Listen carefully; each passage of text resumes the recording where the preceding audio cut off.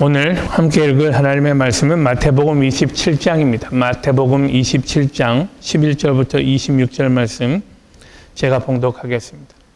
예수께서 총독 앞에 섰음에 총독이 물어 가로되 내가 유대인의 왕이냐? 예수께서 대답하시되 내 말이 옳도다 하시고 대제사장들과 장로들에게 고소를 당하되 아무 대답도 아니하시는지라. 이에 빌라도가 이르되 저희가 너를 쳐서 얼마나 많은 것으로 증거하는지 듣지 못하느냐 하되 한마디도 대답지 아니하시니 총독이 심히 기이히 여기더라. 명절을 당하면 총독이 무리의 소원대로 죄수 하나를 놓아주는 전례가 있더니 그때 바라바라 하는 유명한 죄수가 있는데 저희가 모였을 때에 빌라도가 물어 가로되 너희는 내가 누구를 너희에게 놓아주기를 원하느냐?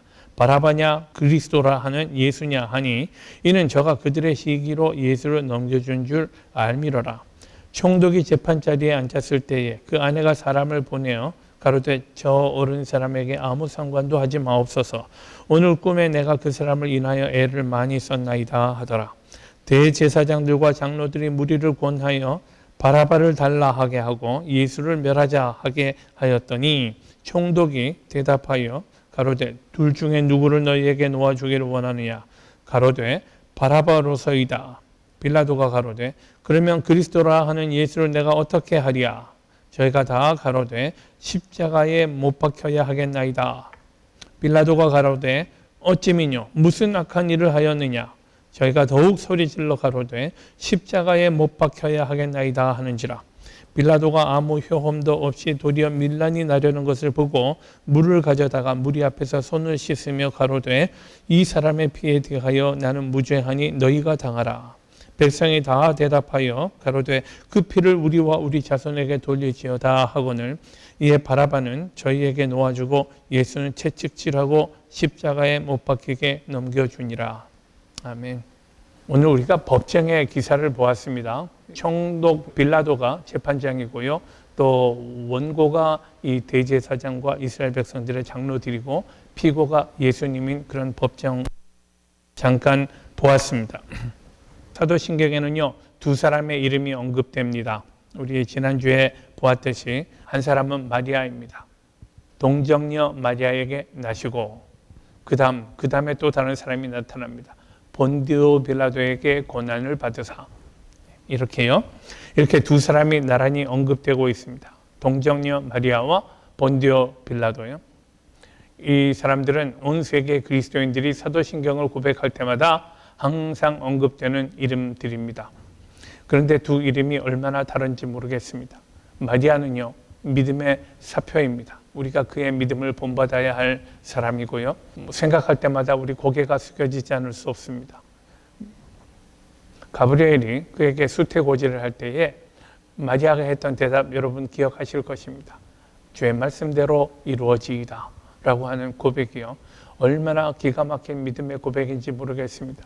하나님의 뜻이라면 그렇게 되어야지 고백입니다. 이 고백이 그 자신에게는 얼마나 위험한 일인지 그는 잘 알고 있었습니다.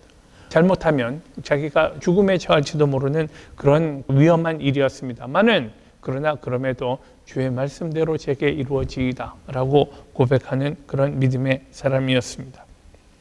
그러나 그와는 반대로요. 빌라도는요. 전혀 우리가 본받지 말아야 할 사람의 대명사입니다. 대표 선수입니다. 비겁한 사람. 자기 양심대로 살지 못했던 사람입니다. 그래서 그는 비록 2000년 전에 살다가 죽은 사람, 떠나간 사람입니다만은 그러나 그의 이름은요, 인류 역사에 두고 인류 역사가 계속되는 한 그는 오명을 남기게 될 것입니다. 빌라도요. 빌라도는 무명의 시골 총독이었습니다. 빌라도 시대 로마의 황제는 티베리우스라는 사람이었습니다. 그리고 티베리우스라는 사람 아래 한 100명 정도의 그 총독들이 각 지역의 행정을 담당하고 있었습니다.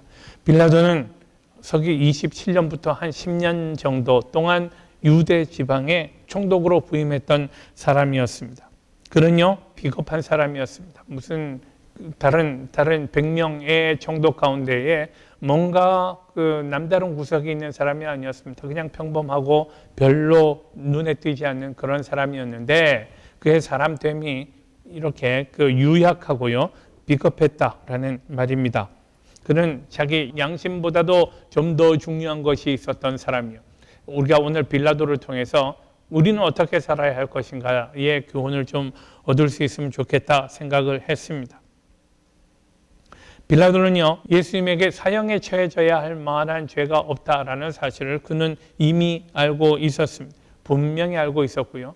또 이 사실을 자기 혼자 속으로만 알고 있었던 것 아니라 공표했습니다. 사람들에게요. 이 사람이 무슨 죄가 있느냐라고 했던 사람입니다.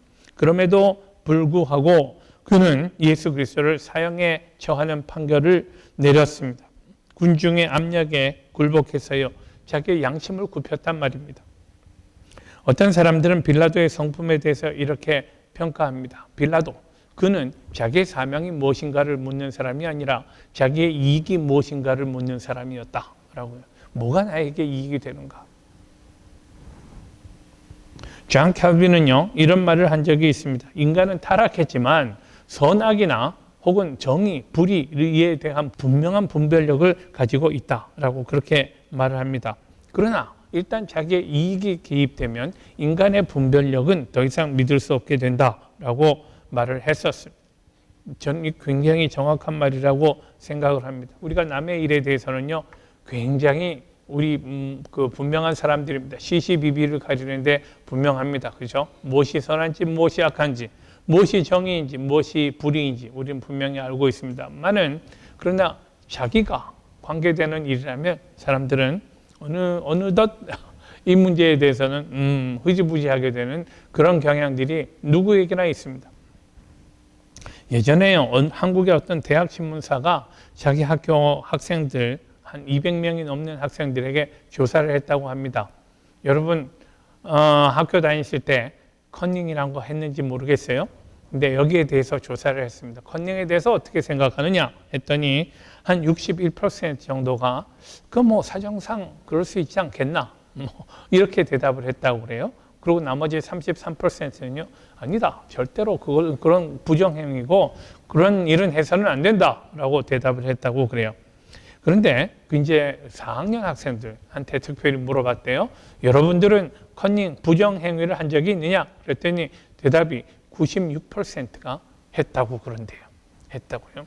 그러니까 절대로 안 된다라고 대답했던 33% 사람들이 나중에 어느덧 나중에 사람들이 달라진단 말입니다.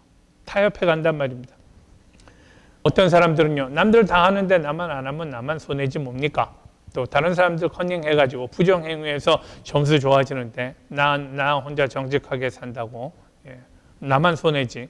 그거 도대체 세상에 어떤 큰 악을 끼치는 것도 아니고 등등 그런 식으로 여러 가지로 말을 합니다만은, 그러나 여러분, 많은 사람이 다 하는 일이라 해도 아닌 건 아니죠.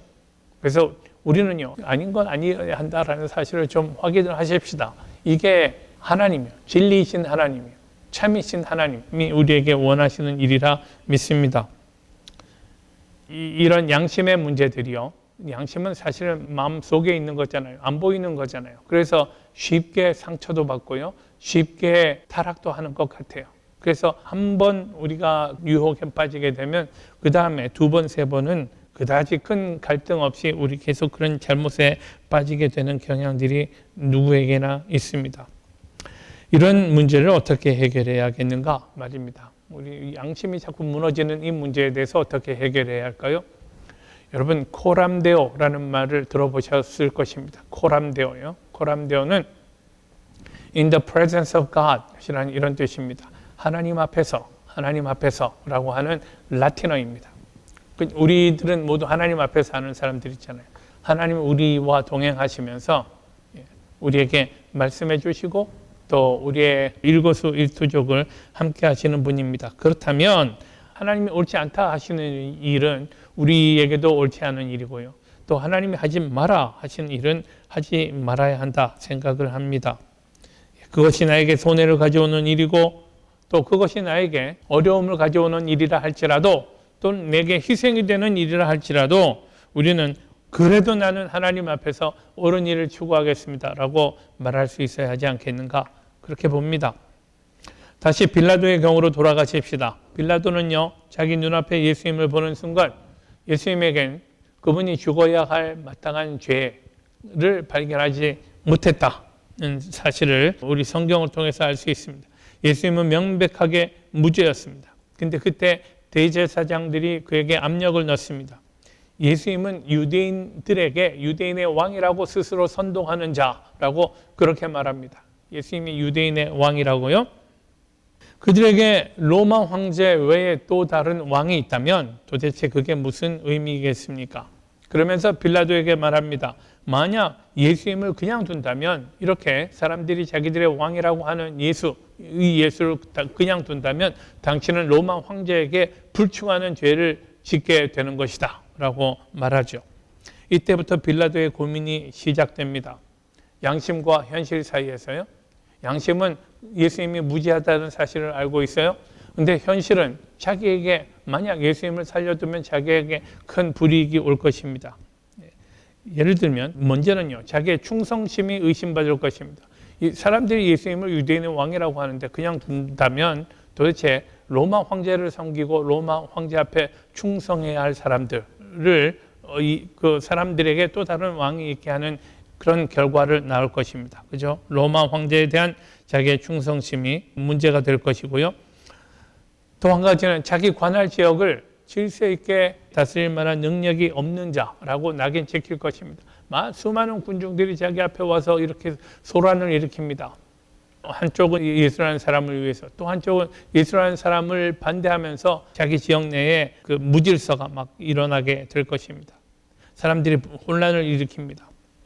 세 번째로요, 더군다나 지역의 모든 유력한 사람들이 한결같이 예수 그리스도를 사형에 처하라라고 요구를 합니다. 이 몇 가지를 가만 생각해 보면 이런 생각들을 거치면서 빌라도 안에 이런 마음이 생겨나지 않았을까요? 한 사람만 없애면 모든 것이 평안해진다 라고 생각했을 것입니다. 한 사람만 없으면, 저 사람만 없으면 모든 것이 좋아질 것이다 라고 생각합니다. 여기에 생각이 미치게 되었을 때 그는 결국 양심을 외면하는 판결을 내리게 됩니다. 예수께서 무죄하게 사람들에게 고소당했다라는 사실을 알았음에도 불구하고 아까 읽었습니다만 18절 말씀이요. 그들의 시기로 예수를 넘겨준 줄 알미러라. 그러나 그럼에도 그는 예수님을 사형에 처하도록 그들에게 넘겨주었습니다. 그 결과 빌라도의 이름이 사도신경에 오르게 되고요. 오늘날에도 또 앞으로 우리 주님 나라 오실 때까지 사람들이 사도신경을 외울 때마다 그의 이름은 오명으로 남게 될 것입니다.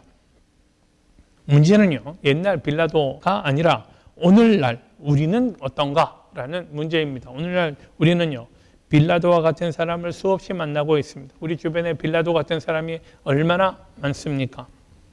그런데 가만 생각해 보십시오. 다른 사람이 아니라 나에게도 빌라도 같은 점이 있다는 사실을 우리가 솔직하게 고백할 수 있어야 됩니다. 인정하셔야 합니다. 빌라도는 자기의 출세를 위해서 양심을 저버린 사람입니다. 자기에게 이익이 된다면 자기가 지금 무슨 잘못된 일을 하고 있다는 사실을 뻔히 알면서도 눈을 감아버린 사람입니다.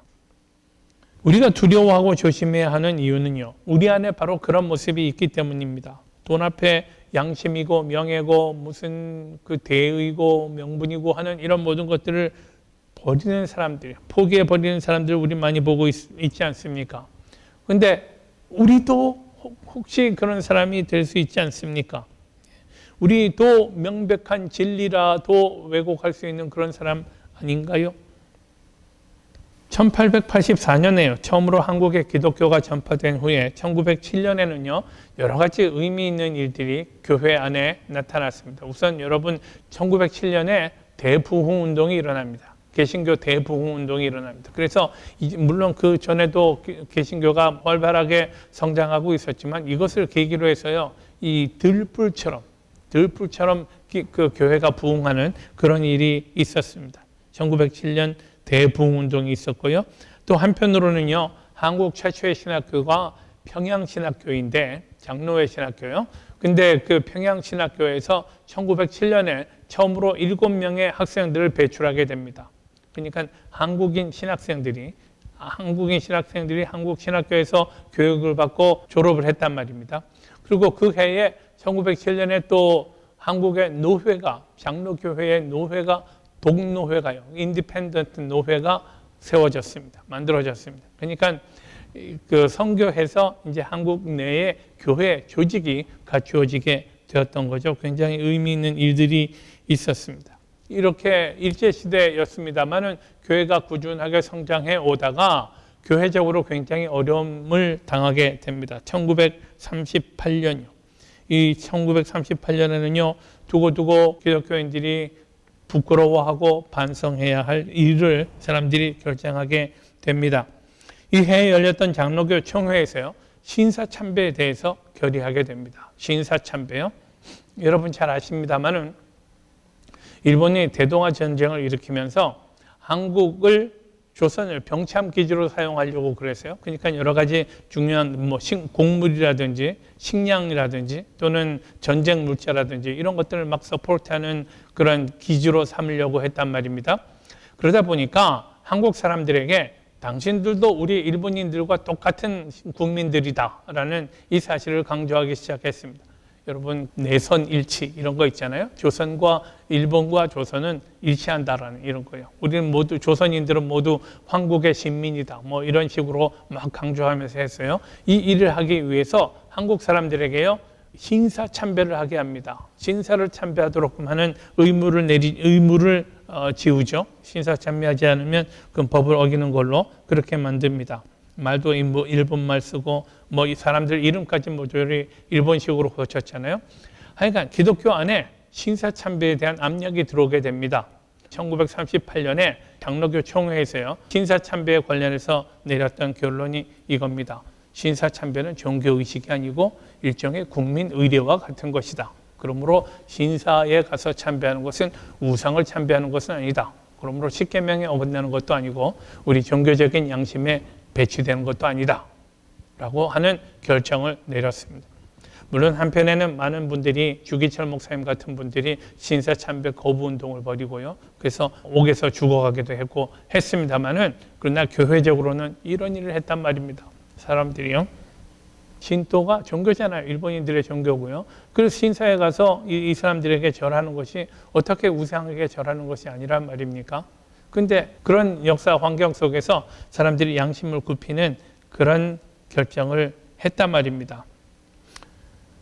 미국 교회도 이런 아픈 경험이 있습니다. 여러분, 1860년대 노예제 문제 있잖아요.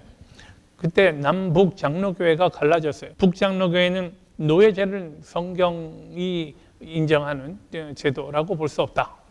과거에 사람들이 노예들이 있었지만 그러나 오늘날까지 노예제를 성경이 인정한다고는 볼 수 없다라는 것이 북장로교회의 주장이었고, 남장로교회에서는 노예제는 이미 사도 바울도 노예들에게도 권면도 하고 하지 않았느냐. 노예제는 성경적으로 인정된 제도이다라고 하면서 노예제를 둘러싸고 남북 장로교회가 이렇게 갈라지게 됩니다. 현실 때문에, 여러분, 그 인간의 이익 때문에 성경의 해석도 달라지고요, 또 우리 양심의 태도도 달라지는 이런 일들이 얼마나 많이 있습니까? 이것이 우리들의 인간의 한계가 아니겠는가 생각합니다. 다시 말하면요, 우리 안에도 빌라도가 존재하고 있다라는 의미입니다. 우리는 뭐가 옳은지는 알고 있지만, 그러나 나의 이익과 관련된다면 그 즉시 입을 다물고 불의의 편에서도 암묵적으로 동의하고 있습니다. 불의가 행해지고 있는데 가만히 있다면 그게 동조하는 거지 뭐겠습니까? 동조하는 거죠. 명백한 불의를 보고 이것이 불의라고 말하지 않으면 그것과 그 불의에 동의하는 것과 다르지 않을 것입니다. 잘못된 일이 있다면 이것을 성경적 가치관으로 비추어 보고 성경이 우리에게 가르치는 대로 불편부당하게 오직 성경에 쓰인 대로 정리하고 처리하면 될 것입니다. 우리의 법은요, 성경입니다. 여러분, 성경이 말하는, 성경이 하라는 것은 하고 성경이 하지 말라는 것은 하지 않으면 됩니다. 이게 우리의 궁극적인 법입니다. 예수 믿는 사람들은 이렇게 살아야 합니다. 빌라도의 이름을 들을 때마다 우리가 기억해야 할 일이 무엇이겠습니까? 예수 그리스도의 십자가 사건은요, 주후 30년경 유대 땅을 통치하던 당시 총독 빌라도가 재임하고 있던 시절에 일어났던 역사 사건입니다. 하나님의 아들 예수 그리스도께서 하늘의 영광을 버리고 육신의 몸을 입으시고 이 땅에 오셔서 우리들과 함께 거하시기로 결정하셨던 그 당시의 세상은 오늘날의 세상과 다르지 않다고 우리는 생각합니다. 똑같은 인간들 세상이고 이 안에 고통과 거짓과 불의가 있는 세상입니다. 과거 빌라도는 정의가 무엇인지 알고 있으되 그의 삶으로는 불의와 부정을 저지르는 사람이었습니다. 지금도 사람들은 그렇게 살고 있습니다. 예수님은 빌라도 같은 사람들이 다스리는 세상을 몸으로 직접 경험하셨습니다. 우리가 살고 있는 세상의 부조리와 불의에 대해서 예수님은 몸소 겪으셨고 또 예수님은 체휼하셨다라는 말입니다. 예수님은 이런 불의한 세상 가운데 사시면서 이 세상의 불의를 견디셨고 참으셨고 그런 속에서도 참 하나님으로 사셨습니다. 그리고는 모든 불의와 악을 한꺼번에 이기셨습니다. 죽음의 능력도 깨뜨리셨습니다. 우리가 살고 있는 세상이 얼마나 부조리한지 모르겠습니다. 악한 사람이 득세하는 세상입니다. 거짓말 잘하는 사람이 많은 이익을 누리는 세상입니다. 큰 도둑이 작은 도둑을 꾸짖는 그런 세상입니다. 이 세상 속에서 우리는 어떻게 살아야 합니까? 빌라도 같이 살지 말아야 한다라는 것이 우리 신앙인들의 고백이어야 할 줄 믿습니다. 예수 그리스도처럼 살아야 하지 않겠습니까? 주님처럼 살아야 합니다. 그리고 주님께서는 이런 악한 세상을 먼저 겪으시고 승리하시면서 우리에게 이렇게 말씀하십니다. 요한복음 16장 말씀입니다. 이것은 너희에게 이름은 너희로 내 안에서 평안을 누리게 하려 함이라. 세상에서는 너희가 환난을 당하나 담대하라. 내가 세상을 이겨노라. 라고 말씀하십니다. 예수님이 세상을 이기시지 않았습니까? 그렇다면 예수님의 편에 있는 우리들이요. 예수님처럼 살려고 애쓰는 우리들에게 우리 주님께서는 확실한 승리를 주실 줄 믿습니다. 용기를 가지고 정의를 바라보고 진리를 추구하는 우리들 되시기를 축원합니다.